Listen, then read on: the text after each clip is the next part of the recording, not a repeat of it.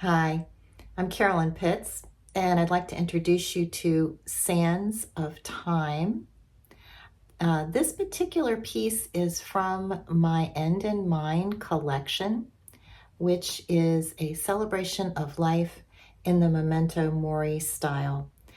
I started this collection when I was taking care of my mom in her last month of life. People would bring flowers and after they'd sat on her bedside table for a few days and they started to wilt, I would throw them away, and I started photographing the flowers before I tossed them. And shortly before she passed is when I created the first piece in the series. And I actually got through probably 3 pieces using the flowers before I came across an article about memento mori, which I'd heard of before, but that's when it clicked in my mind. Oh, that's what I'm doing. Memento mori is Latin for remember you die. And the concept behind that art form is to value every day, because we never know what day will be our last.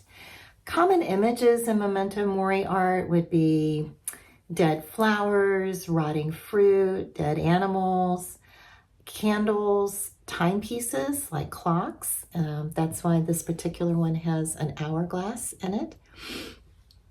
And skulls. Skulls are a big one. When I first encountered memento mori art, I thought it was kind of morbid. But going through the experience that I did with my mom's passing gave me a different perspective on it. And all the pieces in the collection, even though every one of them has a dead flower or dead flowers in it, I tried to make them vibrant, colorful, and uplifting because I think that's the message there. Enjoy your life, appreciate the time that you have, make the most of every day. I want to talk a little bit about my process because it is a little different. It's not oil or acrylic painting. It's not strictly photography. Everything that I create is from original photography, but it also includes a lot of drawing, and I do all that digitally. I have something called a Wacom tablet.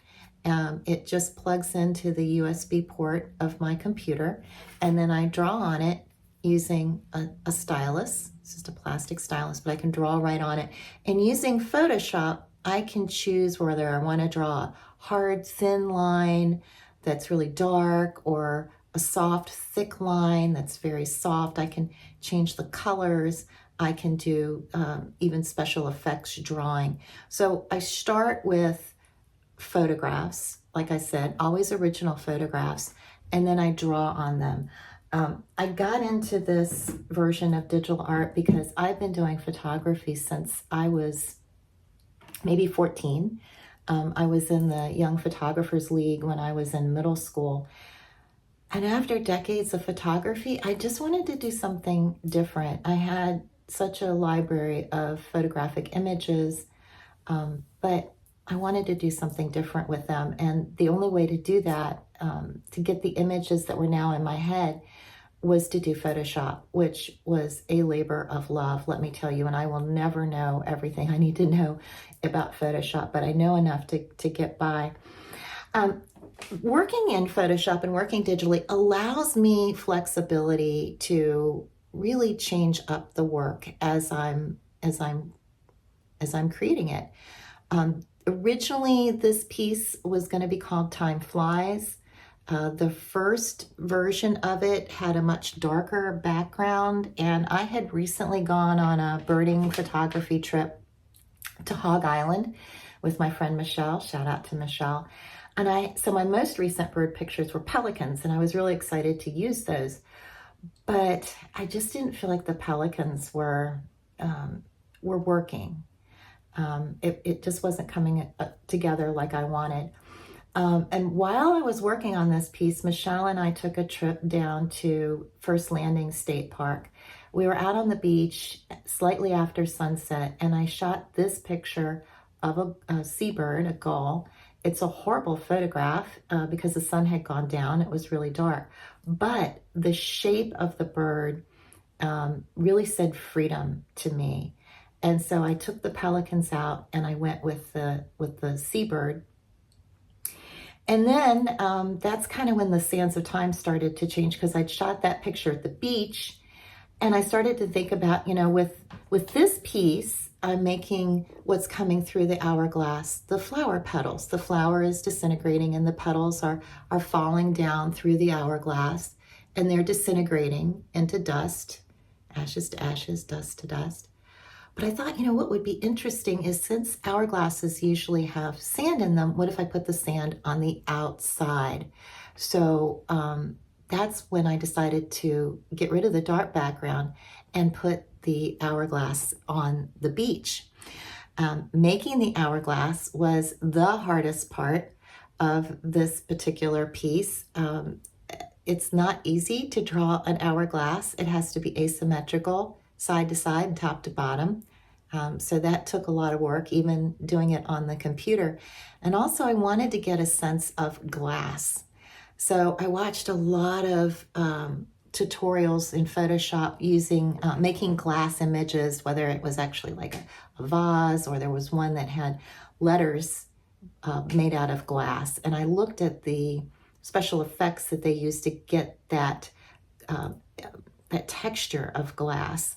And then I tried to take that over and apply it to what I was doing with the hourglass. Hours and hours of work and learning and trial and error to get that. But in the end, I'm happy with it. Originally, it was a little more opaque, and I wanted you to be able to see the sand and the seagrass behind it. So I had to make it a little bit more transparent. So since I work digitally, I always print my work the way you would get a photograph printed. And you can take a photograph of your family to pretty much any place, like a drugstore, like a CVS or a Walgreens, and you can get it printed on canvas. And that's pretty price effective. But I always work with professional printing facilities that use, that are accustomed to printing fine art, using something called a G-clay process, using a particular kind of archival ink. And if you go get something printed at the drugstore, it's usually going to be pretty mounted pretty flat. This particular piece was prepared by Richmond ProLab. So it's 1 3/4 inch thick on the side, which I think looks a lot better hanging on the wall without a frame. Something that's really thin, I think it needs a frame to look well on the wall. It's finished on the back. It's got the hanging hardware. It's got the bumpers at the bottom. I just feel like it's a much more polished, fine art piece that I feel comfortable submitting to a gallery when I get it printed professionally that way. So every piece that I do, not always Richmond ProLab, but always a lab of that caliber. So let me look at my notes. I think that's everything that I wanted to cover. This piece is going to be in a show coming up soon. I'll put all of the information up in the description above. If you have any questions, reach out. I'd love to hear from you, hear any questions that you have, and entertain those. If there's something you want to know and I didn't cover it, just shout out with leaving me a comment down below. Thank you for your time and attention. Have a beautiful day.